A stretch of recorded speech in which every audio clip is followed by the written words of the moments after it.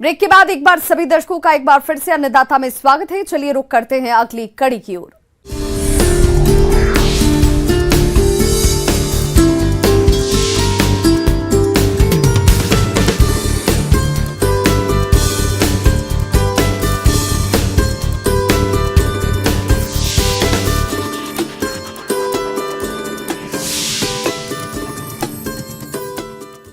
आज किसान फसलों से अधिक पैदावार लेने के लिए अंधाधुंध रासायनिक उर्वरकों का प्रयोग कर रहे हैं।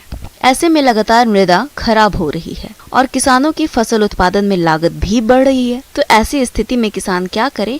क्या है इस समस्या का समाधान? जी हाँ किसान भाइयों, यदि आप प्राकृतिक खेती करते हैं तो इन सभी समस्याओं से बच सकते हैं और फसलों से गुणवत्ता युक्त अधिक उपज ले सकते हैं। तो आप किस प्रकार से करें प्राकृतिक खेती, इस बारे में जानकारी दे रहे हैं कृषि वैज्ञानिक डॉक्टर सुभाष चंद्र वर्मा।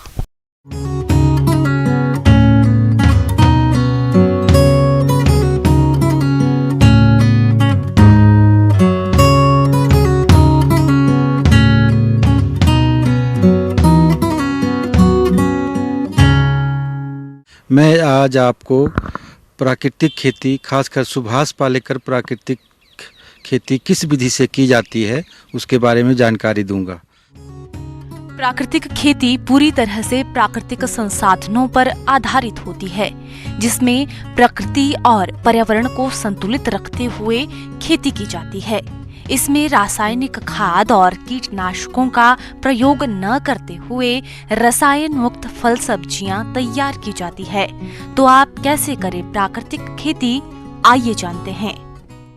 अब इस सुभाष पालेकर प्राकृतिक खेती करने के लिए 4 स्तंभ हैं जो बहुत ज़रूरी हैं। उसमें से पहला है जैसे कि बीजामृत, जीवामृत, घन जीवामृत, आच्छादन और वापसा। बीजामृत का मुख्य काम है कि हम जब बीज लगाते हैं या बीज की बिजाई करते हैं, उससे पहले हम बीज को बीजामृत से ट्रीट कर लेते हैं, संशोधित कर लेते हैं, जिससे कि मिट्टी में पनपने वाली बीमारियां और कीड़ों से उनकी रोकथाम हो सके। इसी प्रकार जो जीवामृत है, वो जीवामृत भी गौमूत्र और गाय का गोबर और दलहनी फसलों का आटा और गुड़ और पानी, इन सभी चीज़ों का मिलाकर के घोल बनाते हैं। बनाने की विधि ऐसा कि इन सब का घोल बना करके और दिन में 2 बार इसको हम हिलाते हैं और एक बड़े से टब में रख करके हिलाएंगे, ऊपर से टाट से इसको ढक देंगे। ऐसा करने से ये कम से कम 72 घंटा लेगा तैयार होने में इसका घोल। और फिर छान करके इसकी हम ड्रेंचिंग विधि से सिंचाई कर सकते हैं या हम इसको स्प्रे भी करते हैं पौधों में। घन जीवामृत है जो गोबर है, गोबर को सुखा करके और फिर जीवामृत से उसको सुखा लिया पहले, फिर उसको बारीक पाउडर मिक्स करके और उसमें जीवामृत मिलाते हैं। जीवामृत मिला करके फिर सुखाना और इसका बारीक पाउडर बना करके फिर हमने इसको खेत में देना है। इसका फ़ायदा यह है कि हम डायरेक्ट गोबर खेत में नहीं डालते हैं। अगर डायरेक्ट गोबर जैसे खेत में डालते हैं तो कभी आपने देखा होगा जैसे किसान भाई कच्चा गोबर खेत में डाल देते हैं, तो कच्चा गोबर खेत में डालने से ये प्रभाव पड़ता है कि उसमें कीड़े भी आते हैं जो फसलों को नुकसान करते हैं, तथा इस गोबर के साथ साथ उसमें जो है खरपतवार के बीज भी होते हैं जो अगला अपनी फसल में उगाते हैं और उस फसल में खरपतवार की संख्या ज़्यादा हो जाती है नुकसान। इसी तरीके से आच्छादन है। आच्छादन एक जैसे मान लो एक फसल है, फसल के क्रॉप रेजिड्यू बोलते हैं, वो हो गया, या किसी के अन्य पौधों के पत्ते और इनको मिला करके हम जमीन को ढक देते हैं।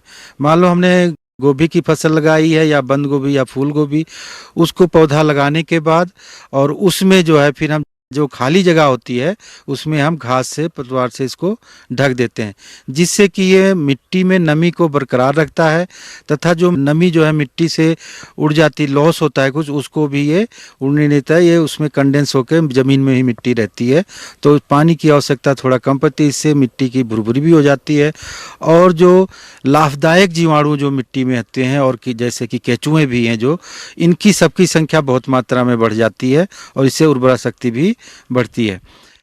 जो चौथा स्तंभ है वो है वापसा। बाफसा एक ऐसी कंडीशन है कि जैसे मिट्टी है तो मिट्टी में हवा का और नमी का और इनका मात्रा, ऑक्सीजन की मात्रा, ये 50-50 की रेशो में रहते हैं। इसलिए मिट्टी में जब सिंचाई करते हैं तो डायरेक्ट बहुत ज़्यादा पानी हमें देने की आवश्यकता नहीं होती है। तो बाफसा बनाने के लिए, क्रिएट करने के लिए ये विधि है कि जो आपने पौधे लगाए हैं उसमें एक तो बेड साइज बनाएंगे, बेड साइज के दोनों तरफ गहरी नाली रखेंगे। गहरी नाली कम से कम 1.5 फुट की तो होनी ही चाहिए, और उस 1.5 पानी जो हम देंगे पौधों को उस नाली के जरिए देंगे, नाली के थ्रू देंगे, और उस नाली को भी हम जो है आच्छादन से ढक देंगे पूरा। तो इससे मॉइस्चर बना रहेगा, और जब नाली से पानी देंगे तो पानी जो नर्सरी में या इसके बेड में जो जाएगा वो दोनों नाली के दोनों तरफ से बेड में जाएगा, जिससे कि पानी धीरे धीरे रिसाव करके जाएगा और पौधों को सप्लाई होगा। हम डायरेक्ट पानी पौधों को नहीं दे रहे हैं। इससे क्या फ़ायदा हो रहा है कि हमें पानी की मात्रा भी कम लग रही है ये। तो इस विधि से ये हमारा हो गया। इसी प्रकार से हम बीमारियां और कीड़ों की रोकथाम करने के लिए भी हम अपने ही खेत से तैयार की, अपने घर से उपलब्ध चीज़ों का हो मिला करके हम सारा विधि तैयार करते हैं। जैसे कि मान लो हम बीमारी के लिए रोकथाम करेंगे तो बीमारी के लिए हम पहले खट्टी लस्सी का प्रयोग करते हैं, और वो खट्टी लस्सी जो है 2-3 दिन की पुरानी हो जाती है, उसको मिला करके हम फिर उसका छिड़काव करते हैं पानी में घोल बना के। इसी प्रकार से सोंठा अस्तर है। सोंठा अस्तर एक बहुत इफेक्टिव जो बीमारियों के अंगेज दवाई है। सोंठा अस्तर का भी छिड़काव हम 15-20 दिन के अंतराल पे, खट्टी लस्सी किया मान लो तो खट्टी लस्सी की कर लिया, उसके बाद में हम सोंठा अस्तर कर देंगे। इसको एक रोटेशन पर एक महीने में एक बार सोंठा अस्तर का छिड़काव जरूर करें, जिससे कि हमारी बीमारियां जो फसलों में लगती हैं वो उससे फसलें उससे बची रहेंगी बीमारियों।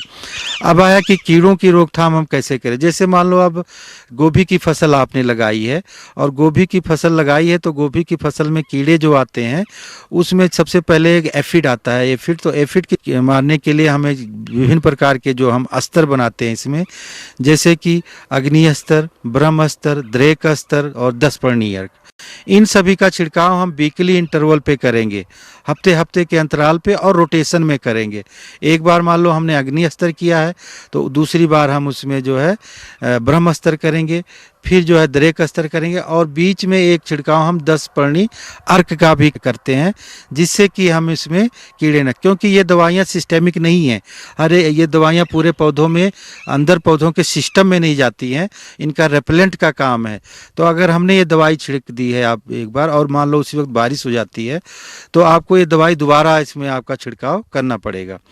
इन दवाइयों के छिड़काव से क्या होगा कि जो इसमें कीड़े आते हैं वो कीड़े इसमें नहीं आएंगे, भाग जाएंगे। किसान भाइयों, प्राकृतिक खेती करने से भूमि की उपजाऊ क्षमता बढ़ती है, सिंचाई अंतराल में वृद्धि होती है, कृषि में लागत कम आती है और किसानों को गुणवत्ता युक्त उपज मिलती है, जिसकी बाजार में अधिक डिमांड रहने से किसानों को अपनी उपज का अधिक बाजार भाव भी मिलता है। तो ये इस विधि से करने से ये सभी फायदे हैं और इसको हमें अपनाना चाहिए।